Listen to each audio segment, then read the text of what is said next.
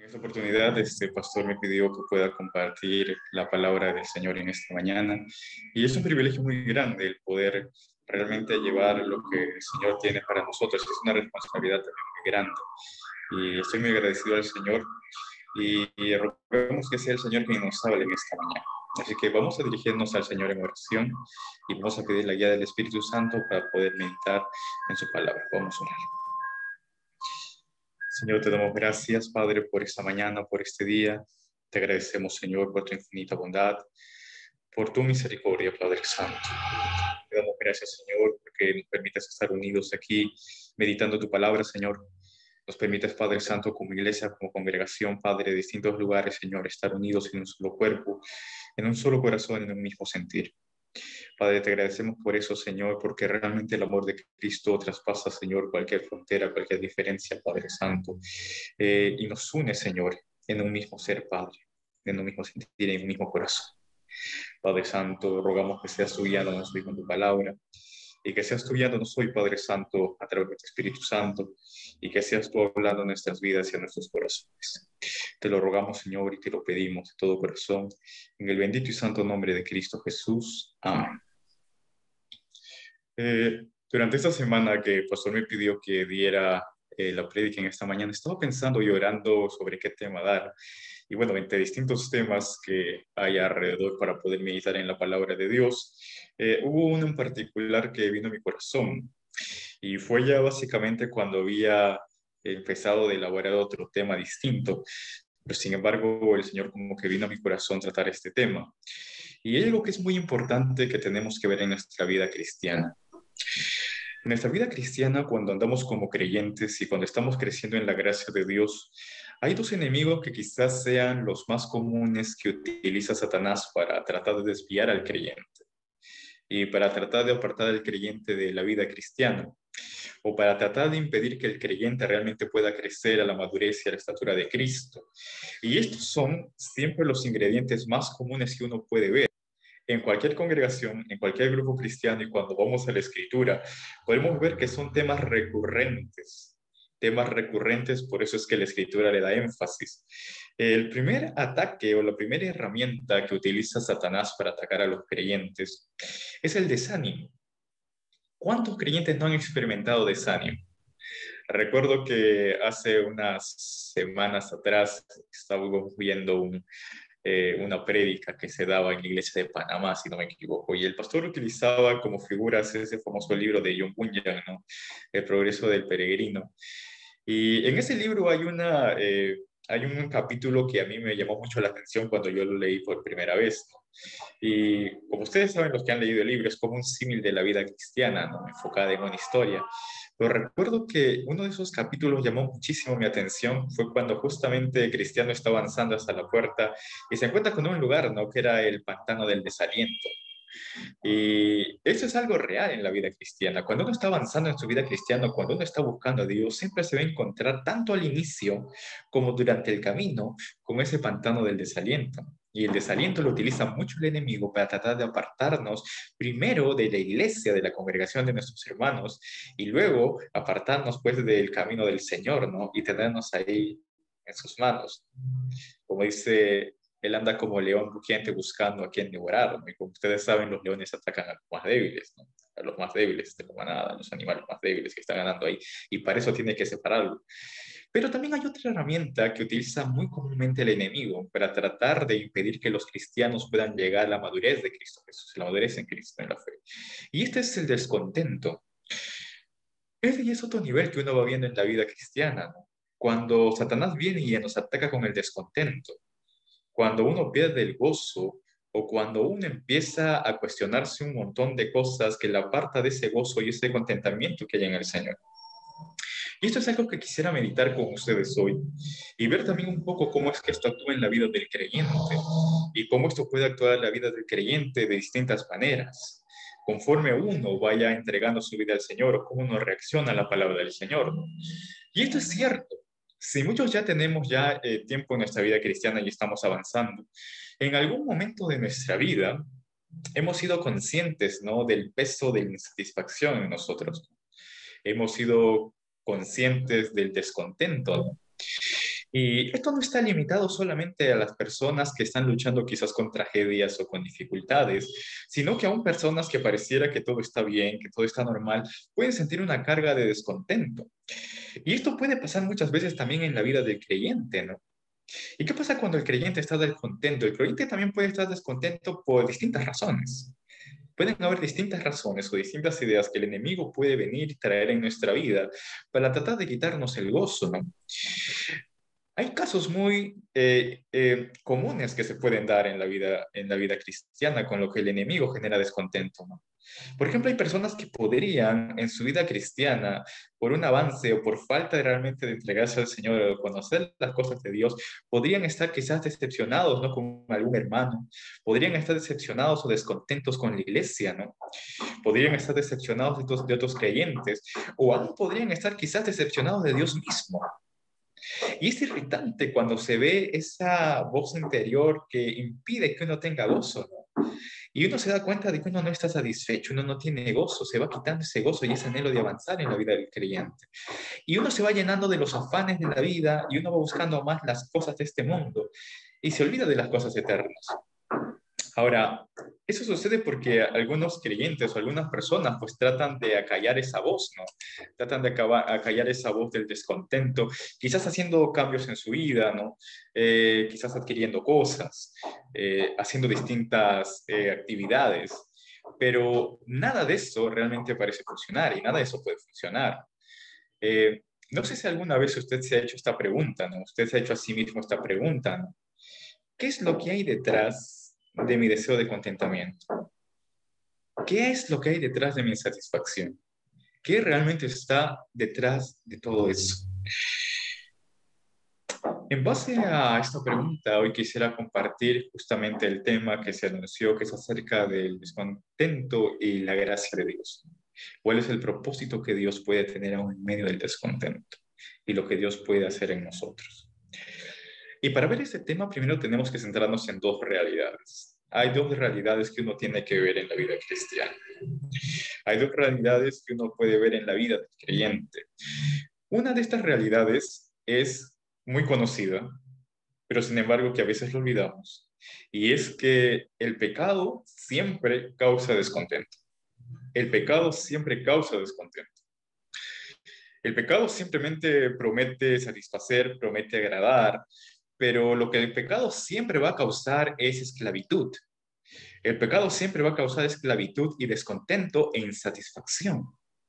El pecado promete llenar nuestra vida, pero sin embargo, el pecado la deja al final más vacía. Eso es lo que es el pecado con nuestra vida, cuando uno está fuera de la voluntad de Dios. Y esto es algo que uno tiene que tener siempre consciente en su vida. El pecado siempre causa descontento e insatisfacción, siempre. Es una consecuencia. Y la segunda realidad que uno tiene que tener siempre presente en su vida cristiana es que la esperanza de Cristo nos lleva al contentamiento. Cuando nuestra mirada y cuando nuestro corazón está enfocado en Cristo Jesús, esto nos lleva al contentamiento. Realmente es así. Y como diría el apóstol Pablo, podemos aún gozarnos en las tribulaciones, podemos aún gozarnos en las pruebas, porque todo eso produce paciencia y eso produce esperanza en Cristo Jesús. Eso es algo y son dos puntos que debemos tener muy claros en nuestra vida cristiana y en nuestro caminar con Cristo, porque es algo que vamos a ver constante en nuestra vida cristiana y es algo que vamos a ver constante en nuestro avanzar en Cristo Jesús. Ahora, cuando el pecado domina una vida, realmente esta se convierte en una vida de culpa. Y esto sucede realmente en la vida de alguien que ha conocido al Señor Jesús. Alguien que realmente ha conocido el Evangelio no puede vivir en una condición de pecado constante, porque realmente es algo terrible. Es una culpa, ¿no? Que lo va apartando. Y la palabra deja esto muy claro, ¿no? El descontento, la insatisfacción son en la vida algo de carácter espiritual. Ese descontento y esa insatisfacción que hay en nuestra vida en realidad no es algo que esté conectado con lo material. Las cosas no pueden llenar eso. Las situaciones humanas no pueden llenar eso. Realmente ese vacío interior, ese descontento, es un descontento de carácter espiritual. Y las cosas espirituales solamente pueden ser tratadas de manera espiritual. Solamente Dios puede llenar ese vacío, solamente Dios puede solucionar ese asunto. Pero eso es algo que muchas veces nosotros no vemos. Nuestra mirada sencillamente está en las cosas terrenales, cuando debe estar puesta en Cristo Jesús, en el Señor. Ahora, tenemos que tener también bien claro esto, otro punto importante, ¿no? Eh, la pérdida del contentamiento en nuestra vida puede empujarnos por una de dos direcciones. Y esto sí es algo que nosotros podemos ver. Siempre nos vamos a encontrar en esta situación, ¿no? Cuando tenemos una pérdida de contentamiento. Esto puede movernos o llevarnos a una de dos direcciones. La búsqueda del contentamiento puede llevarnos por el camino equivocado o esta puede guiarnos hacia el camino correcto. Puede llevarnos a buscar a Dios o puede guiarnos a apartarnos de Dios. Siempre nos vamos a encontrar en estas dos disyuntivas. Siempre nos vamos a encontrar entre estas decisiones. O nos podemos acercar más a Dios o esto nos puede alejar de Dios. Siempre esto va a suceder en nuestras vidas. Y tenemos que estar atentos cuando esto sucede en nosotros, qué es lo que Dios está haciendo y la obra que Dios está haciendo. Quizás Dios lo está permitiendo para acercarnos más a Él. ¿Cómo reaccionamos y cómo actuamos ante esto? Ahora, el camino errado, cuando uno se aparta de Dios, nos llevará a más descontento, a lágrimas, a aflicciones. Sin embargo, el camino correcto nos guía hacia el único lugar donde encontramos descanso. Y ese lugar es en el corazón de Dios. Es estar más cerca de Dios. Dios permite esto, mis hermanos, en nuestras vidas para acercarnos más a Él, para que podamos entender que solamente en Dios podemos tener gozo y satisfacción. Y solo Él puede llenar nuestras vidas. Y esto es algo que tenemos que tener en cuenta, ¿no? A veces pensamos que el descontento, la insatisfacción es algo moderno, no es algo que sucede en nuestras vidas ahora solamente, pero no, mis hermanos, esto es tan viejo y esto es tan viejo como el hombre mismo y esto es tan viejo como el Edén. Ya podemos encontrar que esto en realidad se ve aún en la raíz misma del pecado y nuestra condición y lo podemos ver en el mismo huerto, ¿no? Porque vamos a ver cuando vamos a la palabra de Dios que el problema espiritual del descontento comienza con Adán y Eva, ¿no? En el huerto. Y esto es curioso, ¿no? Porque ellos estaban en el huerto, pero comienza un descontento, no una insatisfacción, un deseo de algo distinto. Esto es lo que comienza en el huerto del Edén y Satanás lo utiliza. Y si tienen sus Biblias, vamos a Génesis capítulo 3, versículo 5. Y esto es lo que Satanás le dice a la mujer cuando le engaña, ¿no? Para hacer que ella coma del fruto y peque contra el Señor. Ella le dice, mire, no podemos comer pues de los árboles del huerto, pero sin embargo viene Satanás y dice, no, mira, lo que pasa es que, sino que sabe Dios, que el día que comáis de él serán abiertos vuestros ojos y seréis como Dios, sabiendo el bien y el mal. Sabiendo el bien y el mal. Cuando escuchan esto y cuando escucha este razonamiento del enemigo, no mira, sí, puede que tenga muchas cosas, pero Dios te ha prohibido esto. Y como que si tú haces esto, si tú comes este fruto, tú vas a ser como Él. Dios no quiere que seas como Él. Dios quiere que tú realmente te quedes como acá y empieza a creer ahí una discrepancia, ¿no? Una lucha, ¿no? Entre el hombre y entre Dios. Y le dice, mira, si tú comes de esto, tú vas a ser como Dios y van a ser abiertos tus ojos. ¿Qué se creó en el corazón en ese momento? Un deseo, un anhelo, una codicia, y realmente una insatisfacción con la condición que tenían, lo cual es terrible. Ellos estaban en el Edén, tenían la gracia de Dios, la bendición de Dios, estaban en el huerto, pero aún ahí vemos esto que se da. ¿Y qué fue la decisión que tomaron en ese momento Adán y Eva? La decisión es coger el árbol del fruto, desobedecer a Dios y lo demás, como sabemos, es historia. Y ahí vino todo lo demás. Como vemos esta insatisfacción y ese deseo de algo distinto, ¿no? Y aún en contra de la palabra de Dios, es tan viejo como el hombre mismo. Viene desde el Edén. Pero vemos que las consecuencias son terribles cuando se toman contraria a lo que Dios ha hecho, a lo que Dios hace. En ese momento, ¿no? En que ellos escogieron hacer las cosas a su manera, en que Adán y Eva decidieron patear el orden bíblico, el orden de Dios, y empezar a hacer las cosas a su manera, ¿no? Ellos perdieron su paz por completo. La paz se acabó. Se acabó la paz. En ese momento en que ellos decidieron apartarse de Dios e ir hacia el pecado, ellos empezaron a sentir algo que también es consecuencia del descontento, ¿no? Algo que es consecuencia del pecado. Ellos empezaron a sentir miedo y vergüenza. Nunca habían sentido eso en su vida, pero el miedo y la vergüenza empezó a entrar a este mundo.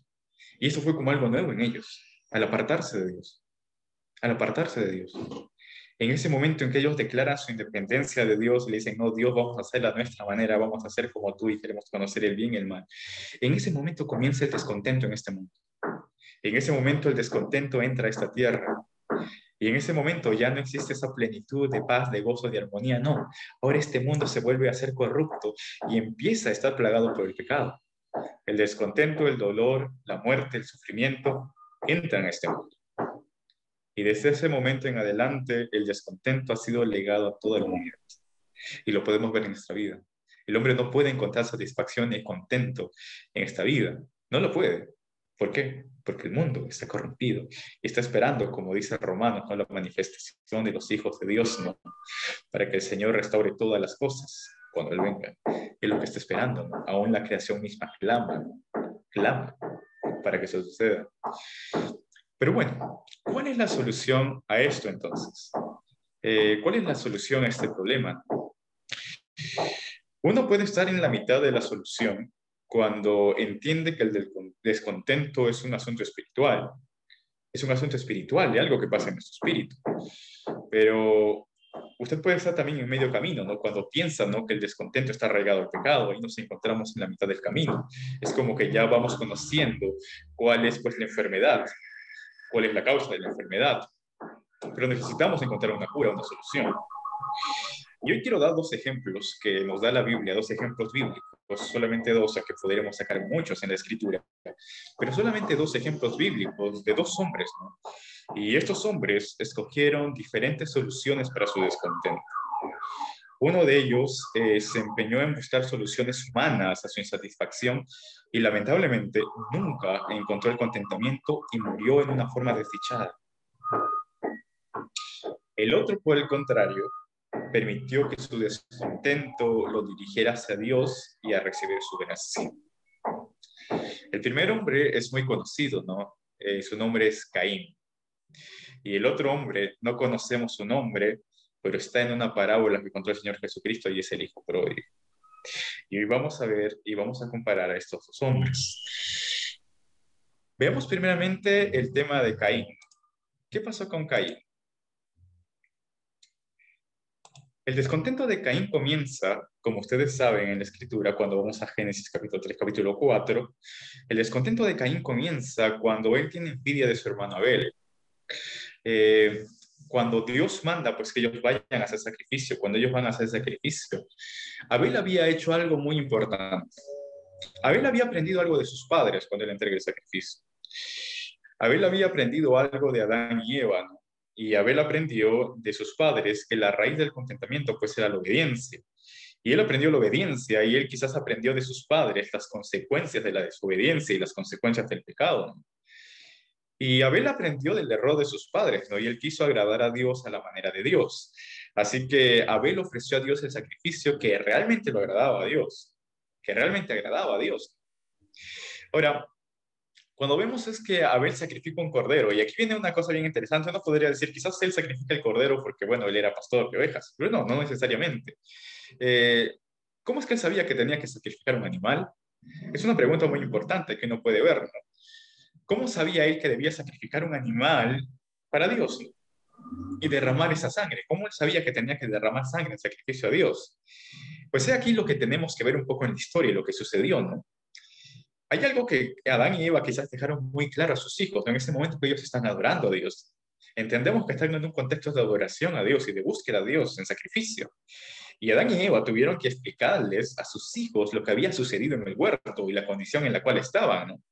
Y ellos debieron contarles ese momento en el cual ellos fueron echados del huerto por desobedecer a Dios. Y Dios le enseñó a Adán y Eva, después de sacarlos de Edén, un punto que es muy importante y que a veces se pasa por alto, pero es un punto muy importante que Dios enseña a Adán y Eva en el momento preciso en que los saca del huerto del Edén. Y Dios le enseña a Adán y Eva, después de sacarlos, que la sangre debe ser derramada como expiación del pecado. Dios les enseña las consecuencias del pecado, que era el de derramamiento de sangre. Y vemos este principio desde el Edén, desde el Génesis. La paga del pecado es muerte. ¿Qué le dijo Dios a Adán y Eva? El día que pecares, ciertamente morirás. Derramamiento de sangre estaba relacionado con la paga del pecado. Dios no podía pasar por alto el juicio. Y esto es algo que vemos claramente que Dios les enseña. ¿Dónde vemos esto? Cuando vamos a la Escritura y nos vamos a Génesis 3, capítulo 21, que ustedes ven sus Biblias, miren lo que hace Dios al momento en el cual los saca del huerto de Edén. Adán y Eva, en el momento en que ellos se encuentran en pecado y se encuentran realmente ahí en su condición de temor, en su condición de vergüenza, ellos en ese momento, ellos intentan esconderse de Dios. Y hay algo que ellos tratan de hacer, ellos tratan de cubrir su vergüenza. Ellos tratan de cubrir su vergüenza para presentarse delante de Dios, cubrir su desnudez. ¿Y qué hacen? Agarran hojas y empiezan tratando de cubrir su desnudez con hojas. Con hojas. Ellos tratan de poner hojas y quedarse con esas hojas para cubrir su desnudez. Pero Dios hace algo muy importante. Miren lo que hace el Señor. El Señor dice que cuando los saca, y Jehová Dios hizo al hombre y la mujer y a su mujer túnicas de pieles y los vistió. ¿Qué fue lo que hizo Dios con Adán y Eva en ese momento? Él pudo haberlos dejado con esas túnicas de hojas, pero no. Él agarra y lo que hace él es que les hace una túnica de pieles. ¿Qué tuvo que haber sucedido en ese momento para que se hiciera una túnica de piel? ¿Qué tuvo que haber sucedido? Un sacrificio, un derramamiento de sangre. Y miren para qué servía la túnica. Para cubrir su vergüenza, para cubrir su desnudez. Este es un símbolo muy importante que se puede ver a través de la Escritura. La Biblia claramente nos dice que hemos sido vestidos por Cristo, revestidos por Cristo, y hemos sido revestidos con el manto de justicia. Y este símbolo de revestirnos y de cubrir nuestro pecado y de cubrirnos con la justicia de Dios es un símbolo que se ve desde el Edén. ¿Qué fue lo que hicieron Adán y Eva cuando cubrieron con hojas? Cuando se cubrieron con hojas, cuando cubrieron su vergüenza con hojas. Este es un símbolo muy interesante que vemos en la Escritura y es de la actitud del ser humano ante Dios, la actitud del ser humano delante de Dios. Cuando el ser humano se encuentra delante de la presencia de Dios y cuando el ser humano se da cuenta de su vergüenza y de su condición de pecado, el ser humano, ¿qué ha tratado de hacer? El ser humano ha tratado de crear y de cubrir todo con hojas.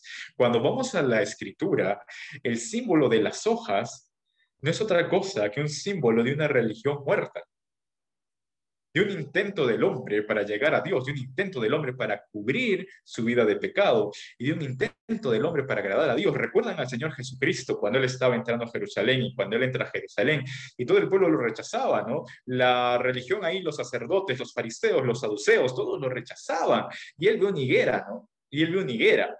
Y cuando Él ve esa higuera tenía una particularidad. Esa higuera era una higuera que tenía hojas, pero que no tenía fruto. ¿Y qué hace el Señor Jesús con esa higuera? La maldice y la seca. Ahora, usted dirá, ¿qué es esto? ¿No? Jesús tiene un mal humor y empieza ahí matando higueras por donde va. No, este era un símbolo de lo que estaba pasando con el pueblo de Israel. El pueblo de Israel estaba representado por tres plantas, por la vid, por la higuera y por el olivo. Y esta higuera era un símbolo de Israel, de su pueblo. Y cuando él va a Jerusalén, él hace como un llamado profético al ver esta higuera, que era como el pueblo de Israel. Era como una higuera que tiene hojas, pero no tiene fruto. ¿Qué es esto? Ellos tenían su hermoso templo, ellos tenían su sacerdocio arónico, ellos tenían su sacrificio, pero estaban apartados de Dios. Cuando el mismo Dios vino ante ellos y cuando la verdad caminó entre ellos y cuando la luz del mundo vino a estar entre ellos, a lo suyo vino, pero lo suyo no lo recibieron. Eran hojas sin fruto que estaban condenadas a secarse. Y esto desde el Génesis. El ser humano ha tratado de cubrir su desnudez o el ser humano trata de llegar a Dios a través de esas hojas que se secan y se caen. Esas obras humanas, la actividad humana, mi manera, mi forma de ser. Yo sirvo a Dios a mi manera, con tal de que yo no haga mal a nadie, que yo trate bien. Todas las religiones llevan a Dios. Eso es lo que dice el ser humano. Pero Dios deja claramente que sin derramamiento de sangre no hay remisión de pecados. Alguien tiene que pagar la paga del pecado. Y demandaba un sacrificio. Lo vemos desde el Génesis. Volviendo acá a la historia, vemos que realmente Abel entendió esto. Abel entendió este punto. Y cuando vemos en Abel y cuando vemos esto en la palabra de Dios, vemos aquí pues que este sacrificio era una figura, ya entendiéndolo ya a la luz del Nuevo Testamento. Esto que hace Dios era una figura de aquel sacrificio que iba a venir. Era una figura, ¿no? De esa promesa que les había sido dado, ¿no? En Génesis 3:15, justamente ellos dos, que alguien iba a venir a pisar la cabeza de Satanás, ¿no? Romper esa maldición. Esta era una figura, y era una figura de que quien iba a romper esa maldición lo iba a hacer con su propia sangre, como un sacrificio. Iba a pagar su sangre, iba a pagar el precio por el pecado. De cierto morirás, le dijo Dios a Adán y Eva. Ahí va a morir y va a pagar ese precio. Esto era algo que estaba ejemplificado aquel.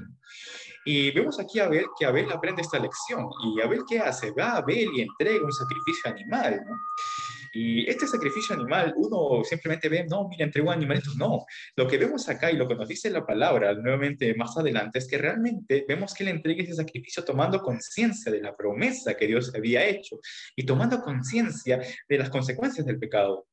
Tomando conciencia de las consecuencias del pecado y que muy pronto, tal como sus padres habían dicho que Dios les había prometido, iba a venir alguien que iba a vencer esas consecuencias del pecado, iba a venir alguien que realmente iba a solucionar ese problema de la muerte, del pecado, del dolor, de la insatisfacción, del descontento en este mundo.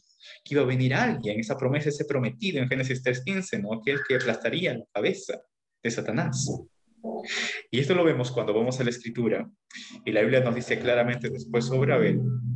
Vemos en Hebreos 11:4, refiriéndose a Abel, dice, por la fe, Abel ofreció a Dios más excelente sacrificio que Caín, por lo cual alcanzó testimonio de que era justo, dando testimonio de sus ofrendas y muerto aún habla por ella. ¿Qué fe? ¿Qué fe de Abel? ¿Qué fe? La fe en aquello que ya sus padres habían visto, en que iba a venir aquel que iba realmente a restaurar todas las cosas, aquel que iba a pisar la cabeza de la serpiente, aquel que realmente iba a traer una solución a este problema que había sido causado por la desobediencia de sus padres, por la desobediencia del pecado. Sin embargo, cuando vemos que esto sucede, ¿no? En la vida de Abel, por un lado, por otro lado vemos a Caín. Vemos esto, hermanos, pensemos, ambos eran hermanos, y ambos como hermanos tuvieron que haber escuchado lo que sus padres tenían que decir al respecto. Ambos como hermanos tuvieron que haber escuchado lo que había pasado en el huerto y la manera en que Dios había actuado con ellos. Pero ¿cuál es la actitud de Caín? ¿Qué ofrece Caín? Caín va y ofrece sencillamente el fruto de su tierra, a su manera. Él piensa, bueno, mira, tú ofreces sacrificio en fe, pensando en lo que nos contaron nuestros padres, pero yo voy a ofrecer mi trabajo, yo voy a ofrecer a mi manera. Es como quien dice, ¿no? Yo voy a seguir a Dios a mi manera. Y esto es algo que uno encuentra muy comúnmente en nuestra vida, ¿no? Cuando uno predica, por ejemplo, el Evangelio, se encuentra con personas que dicen, mira, la palabra del Señor dice, pero ellos te dicen, no, pero yo sigo a Dios a mi manera. Yo no hago mal a nadie, yo soy buena persona. Ese es un ejemplo de Caín. Caín mismo, Caín va, ¿qué hace? Él ofrece a su manera el fruto de su tierra. Y miren lo que está acá, ¿no? Miren lo que está acá, ¿no? El sacrificio de Caín podría haber costado, ¿no? En términos materiales, lo mismo que el de Abel, o aún más. Pero el problema no era el valor del sacrificio. ¿Sabes cuál era el problema? ¿Sabe usted cuál es el problema? El problema es que Caín lo hizo a su manera y no a la manera de Dios. Caín no actuó en fe. Caín actuó sencillamente en su pensamiento. Caín actuó en lo que él pensaba que era correcto, en su propio esfuerzo, en su propia obra, tal como sus padres habían hecho mucho tiempo atrás, cubriéndose con hojas. Y él actuó por esa razón equivocada, ¿no? Y es por eso que cuando vamos a la palabra de Dios, que su sacrificio es rechazado por él y dice, si bien hicieras, no serías enaltecido. Y él se enoja increíblemente porque Dios lo había rechazado. A pesar de que él actúa en su propia manera, él se enoja con Dios porque Dios había rechazado su esfuerzo, porque Dios había rechazado sus obras, porque Dios había rechazado su ofrenda. Él se enoja con Dios de esta manera. Y no solo eso, sino que entra una raíz de amargura, ya de celos descontento e insatisfacción aún con su mismo hermano. Y empieza a ver a su hermano con odio. Y se empieza a llenar de odio en su corazón. Y una rivalidad nace en su corazón. Tanto así que la Biblia nos narra que Caín se enciende en ira y mata a su hermano Abel. Lo mata. Lo mata. Este descontento, esta insatisfacción y este orgullo y este rencor lo lleva a él, en lugar de arrepentirse y buscar a Dios, servir a Dios a la manera de Dios, lo lleva a llenarse de ira y a matar a su hermano. A ver, y vemos aquí que esto trajo una consecuencia muy grande. A partir de ahí, Caín vivió realmente en el vacío completo, no encontró paz, él vivió en el desasosiego completo por el resto de su vida. Y cuando vamos a la escritura, la Biblia nos dice que Caín se fue, ¿no? Y construyó una ciudad, ¿no? Y se convirtió en un errante sin descanso. Y miren lo que hace Caín, y no sé si tienen ahí sus Biblias. Si tienen ahí sus Biblias, vamos a Génesis, capítulo 4. Y en Génesis capítulo 4 podemos ver ahí la actitud de Caín y la respuesta ante Dios. Génesis capítulo 4, del 9 al 11, permítanme leérselos. Miren lo que dice la escritura. Y Jehová le dijo a Caín, ¿dónde está Abel tu hermano? Y él respondió, no sé, ¿soy yo acaso guarda de mi hermano? Y Jehová le dijo a Caín, y él le dijo, ¿qué has hecho? La voz de la sangre de tu hermano clama a mí desde la tierra, y ahora pues, maldito seas tú de la tierra, que abrió su boca para recibir de tu mano la sangre de tu hermano. Quiero que vean aquí un paralelo muy interesante. Quiero preguntarles algo. ¿Dios acaso no sabía lo que había pasado? ¿Dios acaso no sabía lo que había acontecido? ¿Dios acaso no sabía que Caín había matado a su hermano Abel? Entonces, ¿por qué Dios le pregunta, ¿dónde está tu hermano? ¿Acaso no lo sabía? Esa pregunta no es una duda ante el desconocimiento. Esta pregunta es la misma clase de pregunta que Dios le había hecho muchos años atrás a sus padres, Adán y Eva, cuando les dijo, ¿dónde estás? ¿Qué has hecho? ¿Acaso Dios no sabía lo que había hecho Adán y Eva? Sí sabía. ¿Pero por qué es que les pregunta esto? Él esperaba una respuesta. Él esperaba una respuesta. Y era una respuesta de arrepentimiento. Él esperaba una respuesta de arrepentimiento. Esta pregunta era una oportunidad de Dios. Esta pregunta, ¿dónde estás? ¿Qué has hecho? Y más adelante con Caín, ¿dónde está tu hermano? Era una pregunta de arrepentimiento. Era una pregunta de arrepentimiento. Dios estaba esperando que Caín entre en conciencia de lo que había hecho y que busque volver a Dios en arrepentimiento. Pero ¿cuál fue lamentablemente la respuesta de Caín? ¿Soy yo acaso guarda de mi hermano? Caín no se arrepiente, todo lo contrario, se llena de orgullo y se aparta de Dios. Y esto nos hace pensar, mis hermanos, ¿qué hubiera sucedido en ese momento si Caín se arrepentía? ¿Acaso Dios no le dio la oportunidad? Se la dio cuando le hizo esa pregunta. Dios muy bien pudo haber venido y pudo haber dicho, en ese momento en que él mata a su hermano, Dios muy bien pudo haber aparecido, ¿no? Y de mandarlo a juicio y decirle, Caín, ¿cómo te atreves a haber tocado la vida de tu hermano Abel? ¿Cómo te atreves, no? Desde ahora te envío mi maldición y tú serás consumido. Dios pudo haber hecho eso, sería justo. Dios pudo haber hecho eso, pero ¿por qué no lo hizo? ¿Por qué va y le pregunta? Porque él buscaba en su misericordia que Caín se arrepintiera. Pero Caín no lo hace. Caín se mantiene en su orgullo, en su obstinación y en su propio camino, tal como sus padres habían hecho muchos años atrás. Muchos años atrás. Y esto fue lamentable. Si él se hubiera arrepentido, mis hermanos, Dios, creo yo que Dios le hubiera perdonado en su gracia. Por esa razón que él va y le pregunta y le da la oportunidad de arrepentimiento. Él pudo venir en juicio, pero no. Él vino en su misericordia. ¿Cuántas veces Dios viene a nosotros de la misma forma, mis hermanos? Estamos atentos a la voz de Dios, atentos a lo que Él nos dice. La manera en la que Él nos está hablando ahora, cuando Él nos está llamando a volver a Él.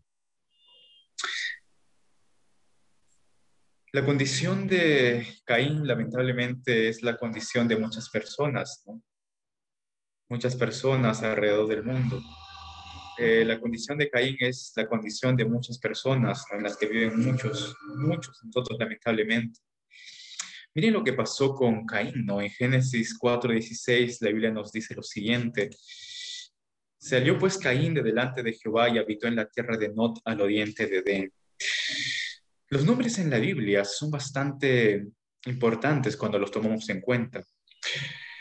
Caín se va y habita ahora en la tierra de Nod después de haber pecado con Dios. ¿Saben ustedes lo que significa Nod? Nod literalmente significa errante.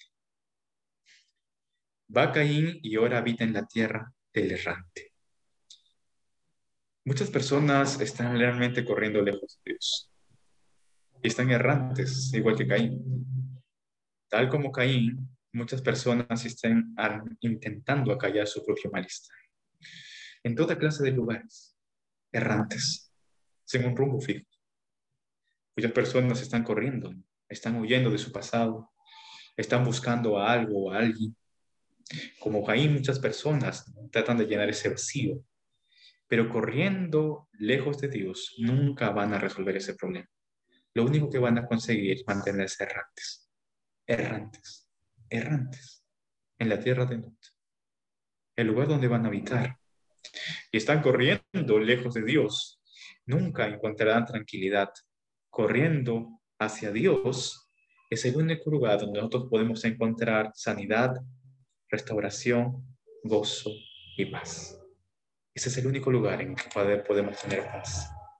Por eso la Biblia dice el Señor Jesucristo en Juan 14:27, la paz os dejo, mi paz os doy. Yo no os la doy como el mundo la da. No se turbe vuestro corazón, ni tenga miedo. El único lugar donde podemos encontrar paz es en Dios, en el Señor Jesucristo. Él es nuestra ciudad de refugio, esa ciudad de refugio donde podemos encontrar consuelo, libertad, paz, restauración, salvación, solamente en Él. Solo en Cristo podemos tener eso. No errando, no yendo por nuestro camino, ni tomando el camino de Caín. Lamentablemente esta fue la tragedia de Caín. Esta fue la tragedia de Caín. La vida de Caín al fin y al cabo se convierte en una tragedia. Caín no buscó al único que podía darle verdadero contentamiento. Aquel que dijo, no, el que a mí viene yo no lo echo fuera. Él no, él buscó ir por su propio camino. Ahora, de manera muy personal, ¿no?, si usted se encuentra o se ha encontrado como Caín, eh, realmente que la palabra del Señor llame nuestra atención.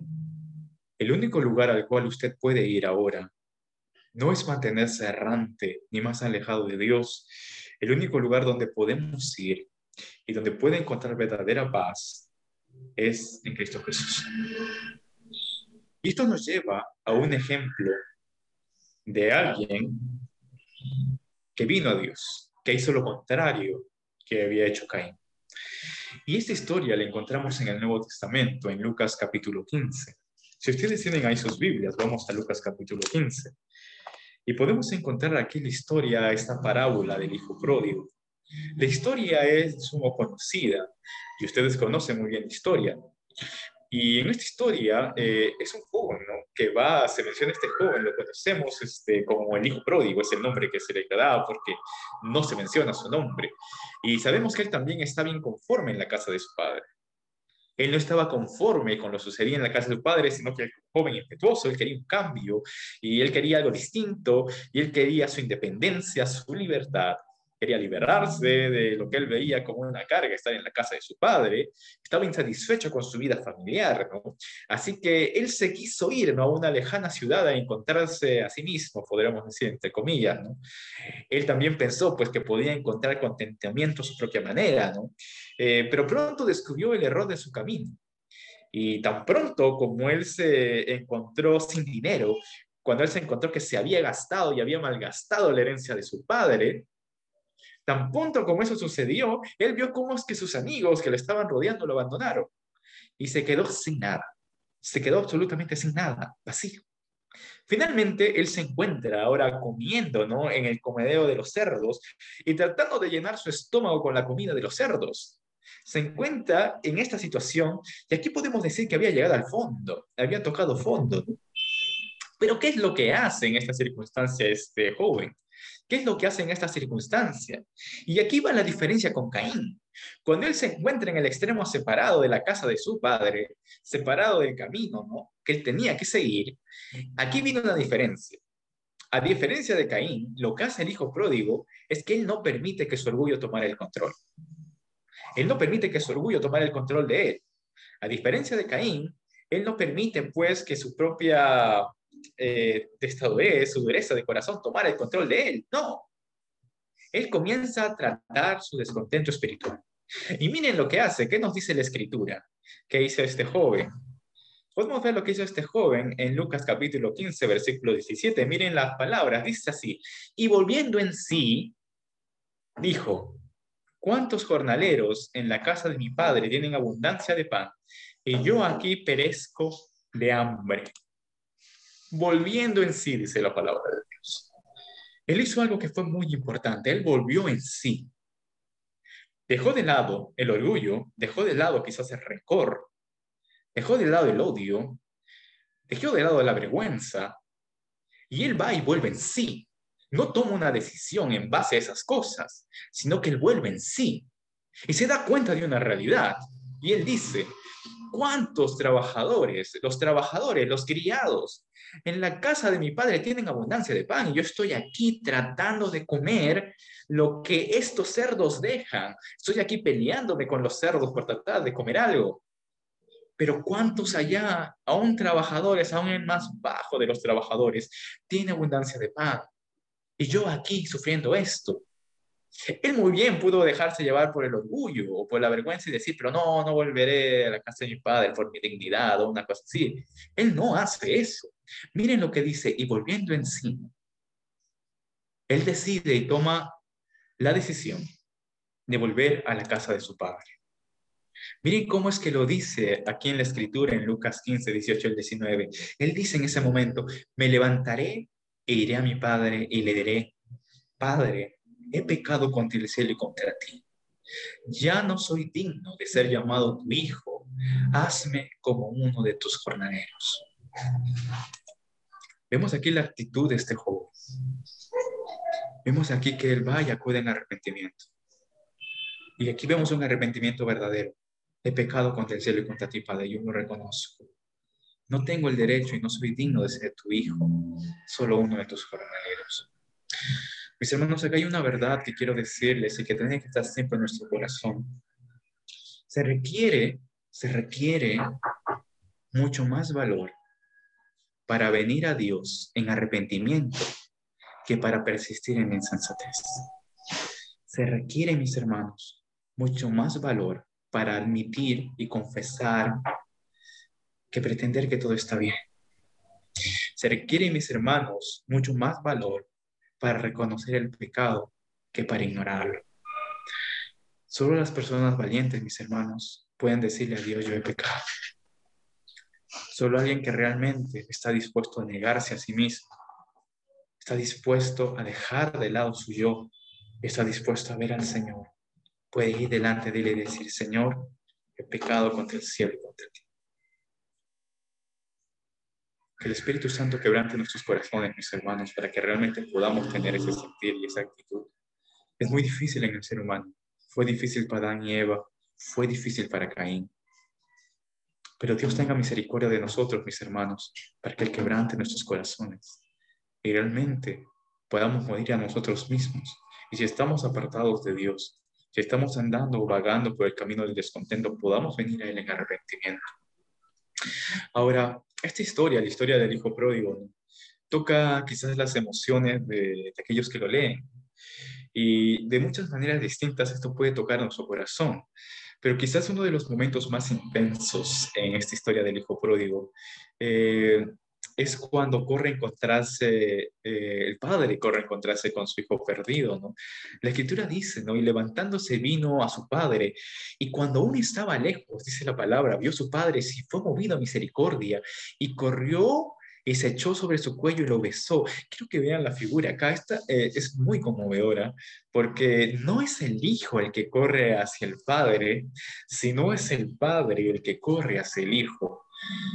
Es el padre que aún viéndolo de lejos corre hacia el hijo. Y esto nos muestra algo, ¿no? Y cuando estaba lejos lo vio su padre. ¿Por qué su padre pudo haberlo visto de lejos? ¿Qué es esto? ¿Qué nos enseña la escritura? Las palabras no están por gusto. ¿Por qué su padre pudo verlo de lejos? Porque su padre lo estaba esperando. Para que lo viera de lejos, quizás su padre salía cada mañana, cada día, a la puerta de su casa a mirar al camino para ver si su hijo volvía, para ver si su hijo regresaba. Y ese era el corazón del padre. Como vemos en la escritura, cuando hablamos de la salvación, vuélvete a mí, porque yo te redimí. Ese era el corazón del padre. Muchas veces nosotros, mis hermanos, el orgullo y el enemigo quieren mantenernos alejados de Dios cuando hemos fallado, Dios, cuando hemos pecado, cuando estamos andando errantes por nuestro propio camino. Muchas veces el enemigo viene y dice, no, Dios ya no te va a recibir, tú ya no puedes venir a Dios. ¿Cómo es que tú has hecho eso? Pero ¿saben una cosa? Como en esa parábola, el Padre está a la puerta mirando el camino, esperando el momento en que nosotros vengamos a Él. ¿Y qué es lo que hace el Padre? El Padre corrió hacia Él y lo abrazó. Esto debió ser una escena bastante fuerte porque el hijo no estaba bien vestido, no tenía un saco, una camisa, quizás estaba en harapos, quizás apestaba, pero sin embargo el padre va y lo abraza y eso es un símbolo de lo que Dios hace con nosotros. Dios nos recibe tal como somos. El padre no le dice, mira, primero báñate, cámbiate y después vienes a mí. No, el padre va tal como él es y lo recibe tal como él es. Y después le pone un anillo nuevo, un vestido nuevo, una ropa nueva. Esto realmente lo podemos ver, ¿no? Cómo es que el padre lleno de amor recibe a su hijo. Y de esto realmente trata esta parábola. Más que del hijo pródigo, aunque es el nombre que se le ha puesto, más trata del amor del padre, del corazón del padre, de que el padre que está esperando a su hijo a que vuelva. Si bien es cierto, el hijo pródigo despilfarró la herencia de su padre, pero vino al hogar, regresó al hogar. Su padre nunca lo condena, eso es algo que podemos ver, su padre nunca lo condenó. El padre no lo deja en la calle a fin de que quizás aprenda una lección. No, el padre nunca le pidió ni siquiera una retribución. El padre ni siquiera le pidió explicaciones. Y es por eso que a esto le llamamos la gracia de Dios. Esto es gracia. Gracia es un regalo inmerecido. Y es algo que realmente se enseña en el cristianismo. Y es algo que uno puede ver en la fe cristiana, la gracia de Dios. Si hay algo que diferencia el cristianismo bíblico de cualquier otro sistema religioso, es esa palabrita, gracia. No lo olviden. Cualquier otro sistema religioso va a demandar de ti alguna suerte de rituales, sacramentos, restricciones u obras para que tú puedas acercarte a Dios. Pero la gracia de Dios que se enseña en la Biblia es gratuita. Y cuando tú vienes a Jesucristo, solo se requiere dos palabras. Padre, perdón. Solo se requiere pedir el perdón de Dios. Y por la obra de Cristo somos perdonados por gracia. Esto es muy importante. Ahora, hay algo que quiero que pónganse a pensar, que puedan ponerse a pensar, ¿no? Cuando usted finalmente no se cansa de vagar y buscar, cuando finalmente se cansa de su inconformidad y de ese descontento, todo lo que usted puede hacer, todo lo que tienes que hacer, es venir al Padre a través de Dios, el Hijo, a través de Cristo Jesús, y arrepentirte si has pecado contra Él, arrepentirte de tus pecados. Y Dios, el Padre, a través de Cristo Jesús, nos recibirá y nos perdonará. Él nunca nos acusará de ser débiles o insensatos. Él nunca nos pregunta por qué hicimos eso. No, Él nos recibe con brazos abiertos. Las puertas están abiertas, mis hermanos. Al que a mí viene, yo no lo echo fuera. Él lo ha dejado claro. Él perdona todos nuestros pecados y Él nos viste con su justicia y alimenta nuestra alma. Ahora, para concluir y para ir terminando también esta parte del estudio de la prédica de hoy, quisiera compartirles también un punto muy importante. Quizás hay algunos peligros que como creyentes pueden alejarnos del gozo, ¿no? Del gozo de Dios. Y estos se pueden presentar en la vida del creyente, ¿no? Que son algo así como desvíos que se pueden presentar en medio de nuestro camino. Cuando vamos hacia Dios o cuando queremos llegar y volver hacia Dios, quizás acá hay cuatro enemigos que se pueden levantar y se pueden presentar para tratar de desviarnos y apartarnos de nuestro gozo, ¿no? El gozo de los creyentes. Y que quiere impedir que podamos experimentar ese descanso, ¿no? De conocer a Cristo, ¿no? Que viene de refugiarnos en la gracia de Dios. Sin embargo, lamentablemente muchos cristianos, después de venir a Cristo y experimentar la paz de su salvación, pueden encontrarse entre estos desvíos, ¿no? Y esto puede convertirse en una fuente terrible de intranquilidad y descontento, ¿no? Y esto puede robar nuestro gozo, nuestra paz. Y hoy solo quiero mostrar cuatro que son muy comunes en la vida del creyente, ¿no? Cuatro que se repiten mucho en la vida del creyente. Eh, Ahora, el gozo completo y la paz completa en esta vida no es posible. Nuestro verdadero gozo y nuestra verdadera paz será completa cuando estemos delante del Señor. Como decía Pablo, ¿no? Yo deseo estar cuando él estaba en esa disyuntiva, en la cárcel, ¿no? Cuando iba a morir, cuando estaba en la cárcel, ¿no? Para ser ya decapitado, él decía, yo deseo vivir para poder predicar, pero al mismo tiempo también desearía morir, porque ya sería mi gozo, ya estaría con el Señor, ¿no? Y eso es ganancia, el estar con el Señor, y ahí se completa todo.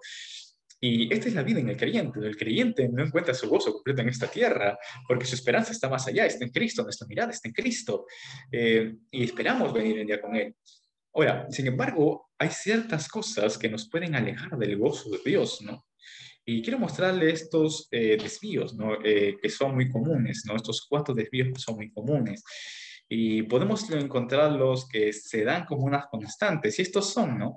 El primero es el no estar dispuestos a confrontar sus debilidades, nuestras debilidades, ¿no?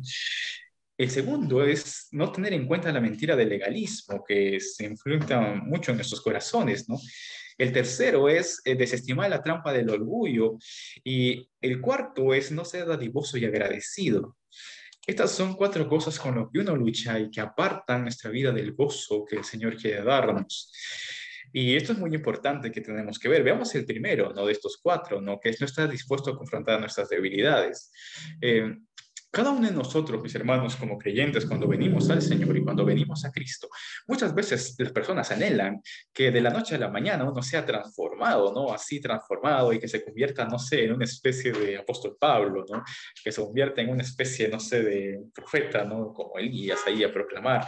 Pero eso no sucede en la vida cristiana de una manera automática. Es un proceso que el Señor va dando y es el crecimiento que Dios va dando. Y ese crecimiento muchas veces no se da en todos por igual. Algunos crecen más rápido que otros, pero en la vida del creyente debe haber un crecimiento. Ahora, eso se ve condicionado y muchas veces nos encontramos con que en nuestra vida arrastramos muchas cosas que nos apartan de Dios y muchas cosas que tenemos que dejar, muchas cosas en las cuales somos débiles, débiles aún como niños, que tenemos que ir madurando y que tenemos que ir dejando para poder crecer en la vida cristiana, ¿no? Y son áreas de debilidad. Para algunos de nosotros nuestra debilidad podría ser física, para otros podría ser una debilidad moral, pero en otros podría ser una falla de carácter, en otros pecados que no ha dejado, que no quiere dejar, ¿no? Y para otros, la falta de disciplina espiritual. Pero cualquiera que sea nuestra debilidad en nuestra vida, nosotros debemos aprender a aplicar la gracia de Dios a esa área. Y debemos aprender a depender de Dios completamente. Si nosotros no aplicamos la gracia de Dios a nuestra debilidad, esa debilidad constantemente será un desvío en nuestra vida, ¿no? Y nos va a sacar de nuestro esfuerzo espiritual. Tenemos que estar constantes y conscientes de aquello que el Señor nos está diciendo, que tenemos que luchar, que tenemos que crecer. Y ahí entra mucho el apoyo de la iglesia. Dios no nos dejó solos, mis hermanos. Tenemos al Espíritu Santo de Dios que obra en nosotros y al mismo tiempo el Señor nos llamó a vivir, a estar dentro de la iglesia, el cuerpo de Cristo. Y es el cuerpo del Cristo en el cual el Señor va moldeando y nos va fortaleciendo en la fe. Esto es algo muy importante. ¿Por qué tenemos que congregar? ¿Por qué tenemos que estar en una iglesia? Bien podría ser que cada uno es salvo y sigue su vida cristiana con Dios de alguna manera, ¿no? No, Dios mandó que no dejemos de congregarnos y Dios llamó a su cuerpo, la iglesia, que seamos parte de la iglesia y de este cuerpo. Y como se ha estado predicando y como pastor predicaba, la importancia de la iglesia en los creyentes, donde Dios mora. Y aquí hay algo muy importante, como pastor también predicaba, ¿no? Es como las piedras del templo que tienen que ser pulidas. El Señor, a través de los hermanos de la iglesia, el pastor, a través de la palabra que es impartida en la iglesia, el Señor va moldeando y va limando cada parte de esas debilidades y nos va fortaleciendo. Y el Señor va fortaleciendo nuestro carácter. Como siempre repito, no hice una verdad. El talento se desarrolla de manera personal, a solas. Si tú quieres desarrollar tu talento, tú necesitas mucho tiempo a solas invirtiendo en ese talento. Si te gusta la música, tú vas a necesitar tiempo a solas practicando el instrumento que quieras tocar. Igual, ¿no? Cualquier talento que tú tengas en el estudio, en lo que hagas, vas a necesitar tiempo a solas para que tú puedas desarrollar esa área del talento que tú tienes. Pero el carácter, que es a lo que a Dios le importa más, el carácter se desarrolla con otros. Tú no puedes desarrollar tu carácter a solas. Tú necesitas a los demás y salir al mundo real y confrontarte con otros para desarrollar carácter. Como dice la palabra del Señor, ¿no? Y como dice ese proverbio, ¿no?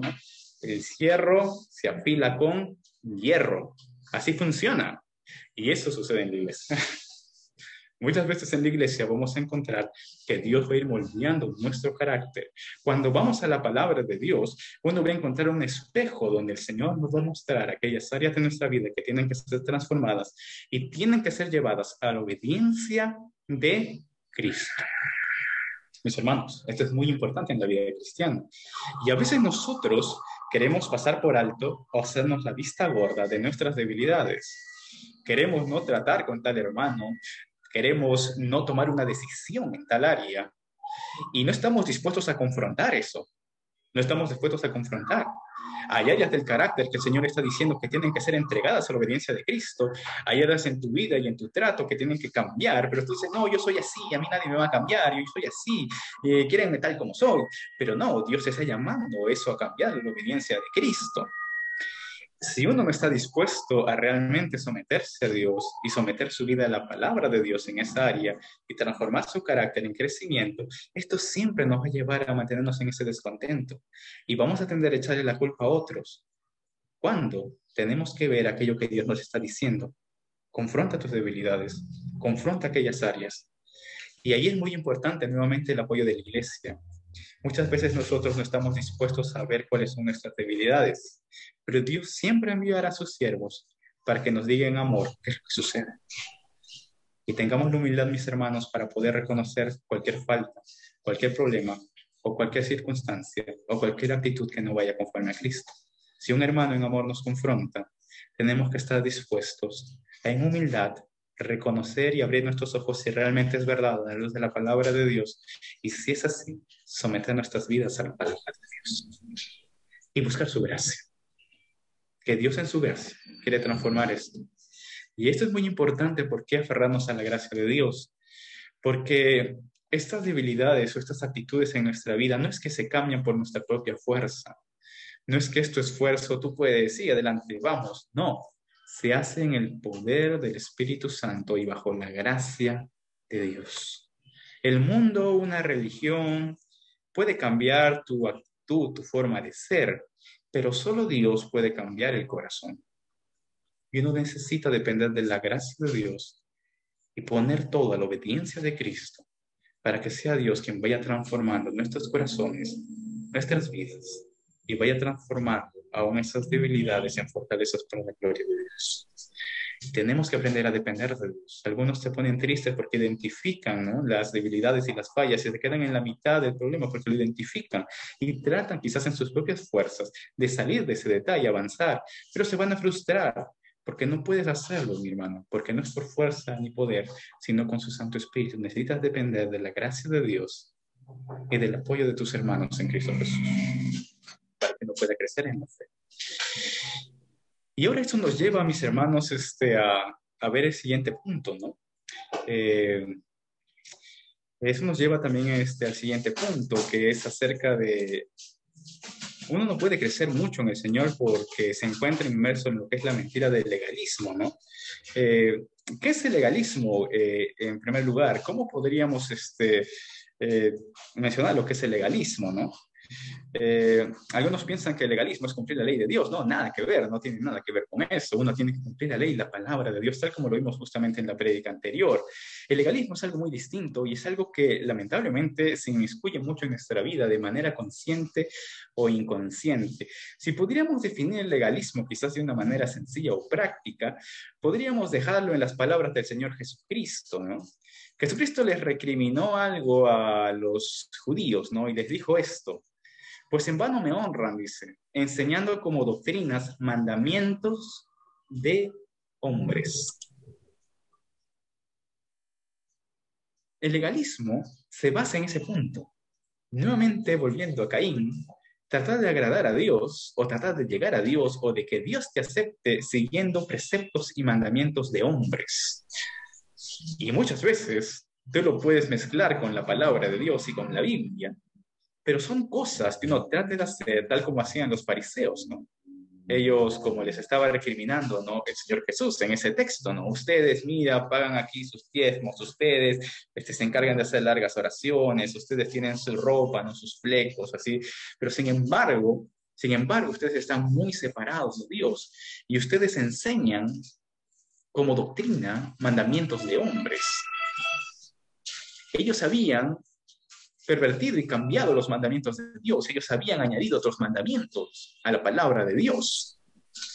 Ellos realmente hacían todas estas cosas para tratar de mostrarse más santos, más puros o diferentes al resto. Y en su afán, como dice, de honrar y de agradar a Dios, pero a su manera, con algo que Dios no había ordenado.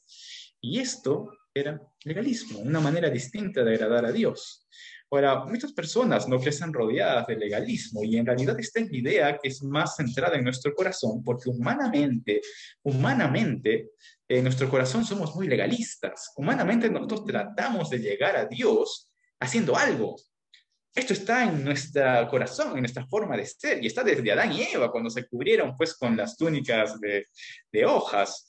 Está en nuestro ser tratar de llegar a Dios haciendo algo, cumpliendo ciertas normas, cumpliendo ciertas reglas. Tengo que hacer algo para que Dios me acepte. Esto está en nosotros, está en nuestro corazón y vivimos rodeados, ¿no? De manera consciente e inconsciente tratamos de agradar a Dios a través de nuestras obras, ¿no? Tratamos de ser aceptados por Dios por lo que hacemos, ¿no? Ahora, esto también puede meterse mucho en la vida del creyente y tenemos que tener mucho cuidado con esto. Cuando nosotros creemos que la salvación es por gracia, sin embargo, vivimos como si la salvación fuera por obras, insatisfecho. Esto es terrible, ¿no? Y esto a veces sucede en los creyentes, ¿no? Esto es muy común de cualquier otra religión, ¿no? De cualquier otra forma de pensar, ¿no? Cuando tú ves cualquier religión, cualquier enseñanza que te diga que la salvación es por gracia, pero más algo más, entonces tú estás cayendo en el legalismo. Es lo que justamente Pablo le recriminaba a la iglesia de Galacia, ¿no? Han caído de la gracia. ¿Por qué? Porque quieren añadir a la salvación cumplir los preceptos judíos de la circuncisión, de las fiestas y todo eso. Ustedes siendo gentiles, ¿cómo pueden hacer eso? No necesitan, ustedes han sido salvos por Cristo Jesús. La Biblia es clara con respecto a este hecho, mis hermanos. Y quiero aquí que tomemos mucha atención a este hecho. ¿Qué sucede? Muchas veces, ¿qué pasa con el creyente? El creyente es salvo, sabe que es salvo por gracia, pero mientras está andando en su vida cristiana empieza a confundir la salvación con lo que es la santificación o la obra de Dios que va transformando su vida. Empieza en ese momento a darse cuenta que en su vida aún necesita crecer, tiene muchas luchas, tiene muchas pruebas, y empieza a pensar de que por esa razón, oh no, Dios no me acepta, Dios no me quiere, Dios no me ama, porque yo soy muy pecador, muy débil. Aún habiendo entendido el Evangelio y aún teniendo en su mente el concepto de que somos salvos por gracia, pero mientras va avanzando, piensa que es aceptado por Dios o que para que Dios lo acepte tiene que hacer cosas. Y quizás no lo dice con su boca, pero cuando falla, cuando ve que no crece, aún pone en duda su salvación, porque no entiende en su corazón y no ha visto que realmente somos salvos por la obra de Cristo. Esto es algo muy duro en la vida del creyente. Cuando uno empieza a tratar de poner sus esfuerzos, y es una carga muy fuerte que nos impide tener gozo. Y esto es algo que sucede muchas veces, mis hermanos. Ahora, no quiero que me malinterpreten, no es que uno pueda hacer lo que quiere en la vida cristiana, no, eso es algo terrible. El cristiano que realmente nace, da fruto, Ese que vive una vida apartada puede que no sea creyente. El cristiano que realmente nace quiere dar fruto, pero el problema es que cuando confunde estas dos cosas, confunde en su vida lo que es su salvación, su aceptación como con Dios, lo que solemos llamar en la iglesia nuestra posición con nuestra condición. Cuando confundimos esas dos cosas, muchas veces nos encontramos en el legalismo. ¿Por qué? Porque pensamos que nuestra aceptación de que Dios nos acepte o nos ame está condicionado a lo que nosotros hacemos o cómo actuemos. ¿Cuántos no han luchado con eso en su vida, mis hermanos, aún viniendo a Cristo Jesús? El enemigo utiliza mucho eso. Y tú tratas de vivir una vida haciendo cosas o diciéndole a la gente lo que tiene que hacer, pero no te das cuenta de que en el fondo lo estás haciendo para tratar de agradar a Dios o que Dios te acepte, cuando la aceptación para con Dios es solamente por la obra de Cristo. Y aquí hay que tomar mucho cuidado en esto, ¿no? La Biblia es clara en cuanto a este hecho, ¿no? Y quiero que entendamos muy claramente esto. La justicia de Dios, cuando hablamos de la justicia de Dios, ¿cómo es que Dios nos acepte? La justicia de Dios tuvo que ver con el evento de Cristo. La justicia de Dios tuvo que ver con Cristo. La justicia que se da en el creyente y en la Escritura, en el Nuevo Testamento, es lo que se conoce como la justicia de Dios, que es para salvación. No habla de la justicia del creyente, es la justicia de Dios. Y eso tuvo que ver con Cristo. Con Cristo se trató con el pecado, Satanás fue derrotado, la muerte fue vencida, se logró la redención y esta poderosa acción de Dios trasciende todas las demás acciones por toda la eternidad. Esta obra de salvación, de justificación, no fue una obra realizada en nosotros, sino que fue una obra realizada fuera de nosotros por la persona de Cristo. Mis hermanos, nunca olviden esto. ¿Cuál fue el precio que se tuvo que pagar por la salvación? ¿Cuál fue el precio que se tuvo que pagar por la salvación? Recordemos que, mis hermanos, nuestra salvación no es una obra. El hecho de que Dios me acepte y pueda venir a Dios no es por una obra que sucede dentro de mí, no es por algo que yo haga, sino es por la obra que hizo Dios en Cristo. Es por la obra de Cristo. Yo soy aceptado y puedo venir a Dios no por lo que yo haga, independientemente de mí, sino por Cristo Jesús. Yo vengo por Cristo Jesús. Y la Biblia deja claro esto. Cuando vamos a la Escritura, este pasaje para mí es como una joya, siempre me hace recordar este hecho cuando trato de mirarme a mí. Este pasaje dice en Romanos 3:24, siendo justificados gratuitamente por su gracia, mediante la redención que es en Cristo Jesús. ¿Dónde se da la redención? ¿Cómo es que Dios me ha cambiado de las tinieblas y me ha llevado a la luz? ¿Cómo es que Dios me acepta? ¿Por mí? No. Por esa redención que está en ¿quién? En Cristo Jesús. En la obra de Cristo. Yo soy aceptado por la obra de Cristo Jesús. Y entendamos lo que sucedió aquí, mis hermanos. Entendamos lo que sucedió en la cruz. Es muy importante que lo entendamos. Cristo cumplió y satisfizo las demandas de la ley. Cristo cumplió y satisfizo las demandas de la ley en nuestro lugar. Esto es lo que pasó. Cristo cumplió las demandas de la ley a plenitud en nuestro lugar. Si los pecadores pueden ser justificados solamente por fe en la satisfacción que Cristo rindió a la ley, y si la vida y la sangre del Señor de la gloria son el precio de la justificación, entendamos esto, entonces por siempre es cierto que ningún creyente puede ser justificado por ninguna cosa hecha por ellos, ni por algo hecho a ellos, ni por ninguna cosa hecho en ellos. ¿Qué es la salvación? ¿Cuánto costó la salvación? ¿Cuánto costó que seamos aceptados para con Dios? A veces la gente no entiende esto y aún los creyentes a veces no tenemos claro esto. Somos salvos por gracia, pero como se repite, esta gracia, este regalo no es algo barato. La salvación no es algo barato. La salvación es por gracia, es gratis, pero no es que no tenga precio, no es barato, tuvo un precio, se tuvo que pagar un precio alto y fue el precio más alto que se tuvo que pagar. ¿Qué precio fue? Mira a Cristo en la cruz. El mismo Hijo de Dios tuvo que venir a esta tierra y cumplir a satisfacción y a cabalidad las demandas de la ley en tu lugar. El mismo Hijo de Dios, por lo que tú hiciste, por lo que tú pecaste, tuvo que cargar sobre sí la ira de Dios. Esto es lo que costó la salvación y que tú puedas ser aceptado por Dios. El Hijo de Dios cargando sobre sí la ira de Dios, la separación de Dios y cumpliendo a cabalidad las demandas de la ley. Esto es lo que Dios exige. Esto es lo que se tuvo que hacer para que tú puedas ser aceptado delante de Dios y hoy tú puedes venir a Dios por gracia. Tú no vienes a Dios.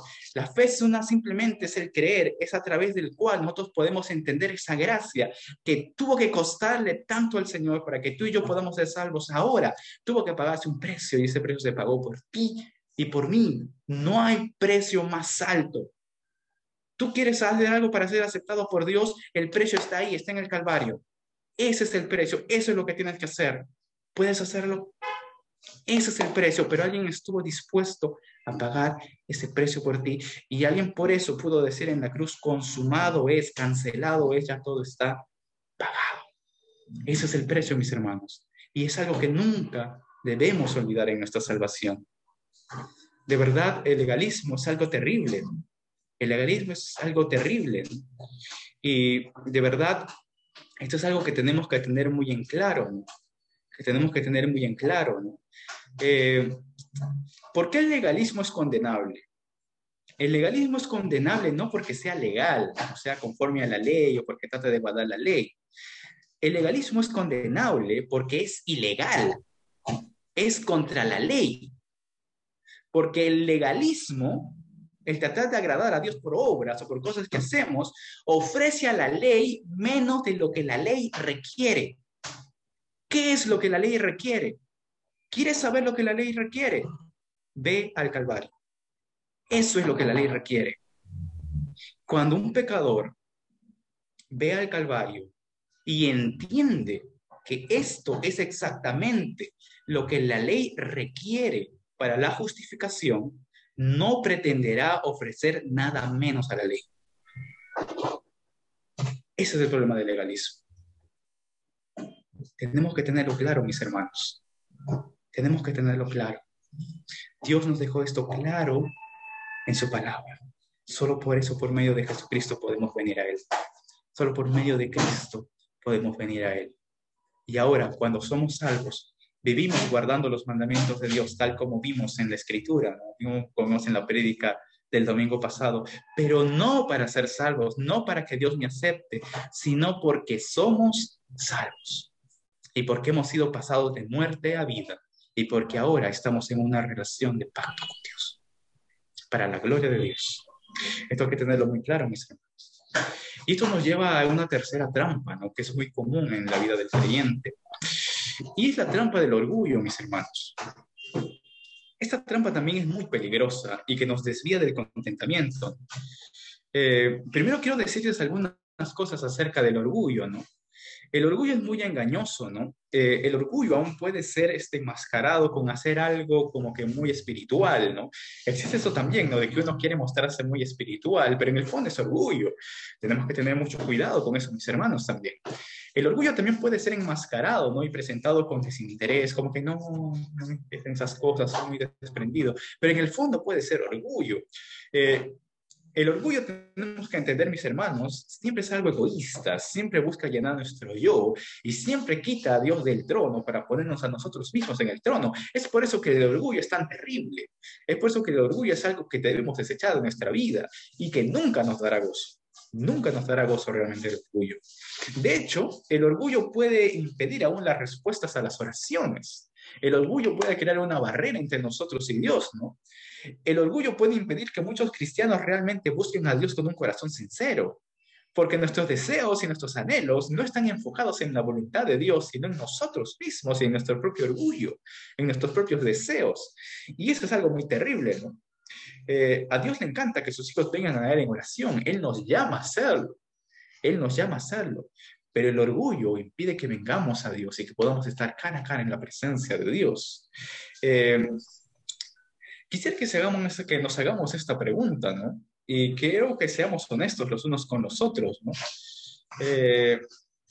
¿Está acaso tu orgullo atravesando el camino entre tú y Dios? ¿Está acaso tu orgullo evitando que puedas ver a Dios, el obrado de Dios? De verdad el orgullo puede robarnos el gozo, porque el orgullo nos separa de Dios. La Biblia es muy clara con esto, mis hermanos. Miren lo que dice la Biblia en el Salmo 138, el versículo 6. Porque Jehová es excelso, y dice la Biblia que él atiende al humilde, mas al altivo mira de lejos. Mis hermanos, muchas veces el orgullo hace que Dios nos mire de lejos y no tenemos satisfacción ni gozo fuera de Dios. Mis hermanos, si vemos a nuestro corazón ahora, y esto es algo que tenemos que examinarnos todos los días, es quién está sentado en el trono de nuestro corazón. Mi hermano, mire ahora usted, ¿quién está sentado en el trono de su corazón? Ese trono, mi hermano, nunca puede estar vacío. Alguien tiene que estar sentado en el trono de ese corazón. ¿Quién está sentado en el trono de tu corazón? Es Cristo Jesús. ¿Quién está tomando realmente el control de tu vida? Es Cristo Jesús. Hermanos, si somos nosotros y nuestro orgullo tomando control de todo, es tiempo de arrepentirnos y buscar a Dios, porque Él mira de lejos al altivo, pero atiende al humilde. Tengamos en cuenta esto, mis hermanos. Y finalmente, mis hermanos, esto nos lleva al último punto en nuestra vida que a veces nos impide tener ese gozo y esa satisfacción, y es la falta de generosidad, la falta de agradecimiento. La Biblia habla constantemente sobre este punto, mis hermanos, sobre el ser generosos, dadivosos, el dar. El mejor es dar que recibir. Y la Biblia no lo repite tantas veces por gusto. Es porque en nuestra naturaleza humana preferimos recibir y preferimos nuevamente satisfacernos a nosotros mismos que dar. Pero realmente el verdadero gozo no está en recibir, sino el verdadero gozo está en poder dar a otros. Y esto es algo que el creyente puede experimentar en Cristo Jesús.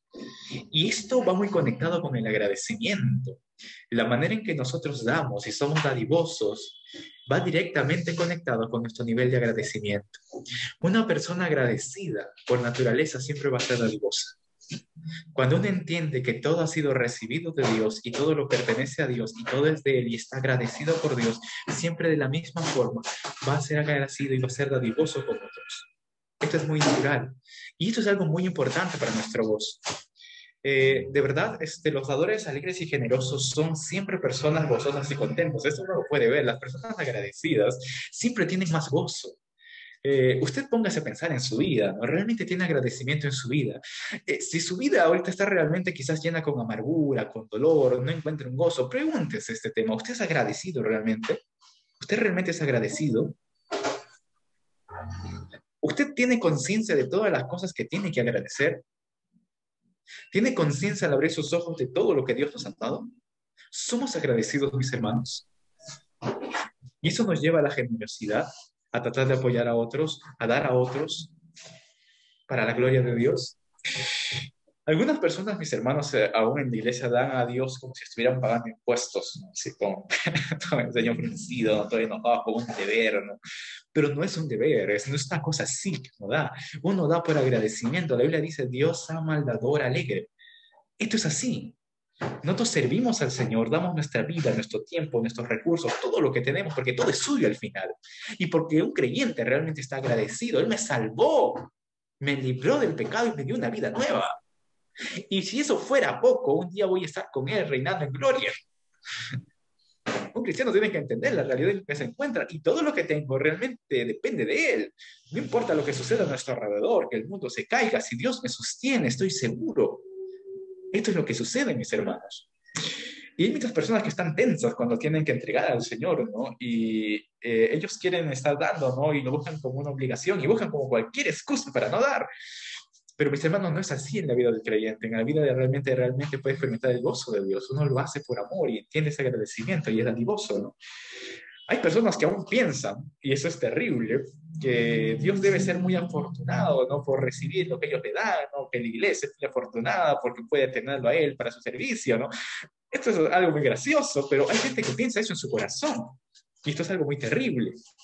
No es así. ¿Acaso piensa usted, no, que el dar tiene que ver con cuánto usted tiene que dar? A veces pensamos que quizás le hacemos un favor a Dios o que a Dios le falta algo. No, no. De verdad, Dios ama a aquellos que están dispuestos a dar, aunque sea algo pequeño, ¿no? En nuestra vida, nuestro talento, nuestro tiempo, no importa, no importa, no importa lo que nosotros tengamos, digamos, si es mucho o poco, uno da conforme a lo que tiene, conforme a su medida de fe. Esto es así, como Jesús en esa historia, ¿no? Cuando ustedes pueden ver esto en Lucas capítulo 21, ¿no? Cuando la gente estaba dando su ofrenda en el templo y de repente Jesús estaba sentado mirando, ¿no? Y venían pues los ricos, ¿no? Los fariseos, los religiosos y entregaban, bien curioso, una bolsa de monedas enorme y plum, y hacían que sonara, ¿no? Ahí para que todo el mundo lo viera, ¿no? Y de repente viene una anciana, ¿no? Una viuda, y da unas blanquitas, ¿no? Y Jesús se detiene ahí y hace una pausa, ¿no? Yo me imagino que Jesús debió ser una cosa muy interesante, ¿no? De tener en medio de todo el momento que estaban teniendo ahí la adoración, ¿no? Y decir esa frase, ¿no? Esa mujer ha dado más que todos. Y todos, ¿qué está hablando? Jesús no sabe nada, no sabe contar, no sabe ver. No, porque él dice, todo el resto ha dado de lo que le sobra, pero esa mujer ha dado aún de lo que no tenía. Realmente podemos ver aquí la actitud, ¿no? Del corazón, la actitud del corazón. Y esto nos enseña mucho, ¿no? A la manera en que entregamos a Dios, cuánto realmente vale aquello que Dios ha hecho por nosotros, cuánto realmente amamos a Dios, cuán dadivosos somos, cuán agradecidos somos a Dios. Y esto es algo muy importante en nuestra vida cristiana. El agradecimiento es realmente algo fundamental en la vida del creyente, en toda circunstancia. El agradecimiento es algo fundamental en la vida del creyente, tanto así que la palabra del Señor nos lo deja claro en quizás uno de los textos más conocidos, pero que son centrales en la palabra. Es 1 Tesalonicenses 5, 16 al 18, dice, estad siempre gozosos, orad sin cesar, dad gracias en todo, porque esta es la voluntad de Dios para con vosotros en Cristo Jesús. Esta es la voluntad de Dios, que estemos siempre gozosos, oremos sin cesar, que aprendamos a dar gracias en todo. Y esta es la voluntad de Dios para con nosotros, mis hermanos. Cuando nuestra vida está entregada y está agradecida a Dios, realmente vamos a ser dadivosos y vamos a experimentar lo que es el gozo de poder servir a otros, servir a nuestros hermanos. Ese es un gozo enorme, es un gozo enorme. Finalizando, vemos ya estos 4 puntos, ¿no? Que se han visto en nuestra vida cristiana, que a veces impiden nuestro gozo, ¿no? Y nos llevan por el descontento, ¿no? Cuando no estamos dispuestos a confrontar nuestras debilidades. Debemos, mis hermanos, estar dispuestos a confrontar esto a la luz de la palabra de Dios. Cuando no tenemos en cuenta el legalismo, ¿no? Y que a veces vivimos inconscientemente, quizás en una vida legalista, sin ver a Cristo, cuando desestimamos el orgullo, y nosotros estamos en el centro de nuestro corazón, en el trono de nuestro corazón, o cuando no somos dadivosos y agradecidos. Mis hermanos, estas son cosas que tenemos que tener clara y presente, y si esto realmente está actuando en nuestra vida, rechazarlos. Ahora, permítanme concluir en esta mañana diciéndoles algo. Hay algo que también tenemos que ver en nuestro punto, con nuestro camino a venir hacia Dios. Hay algo muy interesante que podemos ver en la escritura, ¿no? Y me llama mucho la atención esto, ¿no? Dios ha enmarcado quizás la historia completa de la humanidad, de este mundo en dos, ¿no? Su inicio y su culminación, ¿no? Y los dos están representados por ciudades huertos. El primer huerto que podemos encontrar en el primer extremo es el huerto de Edén, ¿no? Donde todo comenzó. Eh, Esto es donde todo inició, ¿no? El que fue acompañado lamentablemente por el pecado de Adán. Y su pecado pues creó el descontento para toda la humanidad. Y en el otro extremo de la historia, en la consumación, podemos ver a la ciudad jardín, la ciudad celestial, la nueva Jerusalén, ¿no? Que viene de arriba, ¿no?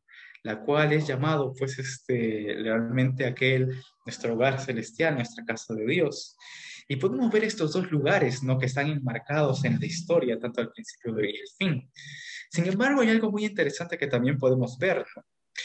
Que en medio de estos dos huertos, en medio de este huerto y la ciudad, hay un huerto más, ¿no? Hay un huerto más, y es el huerto de Getsemaní. El huerto de Getsemaní. En el huerto de Getsemaní, el Hijo de Dios pagó el precio, la paga y el castigo del pecado y llevó sobre sí el peso del mundo.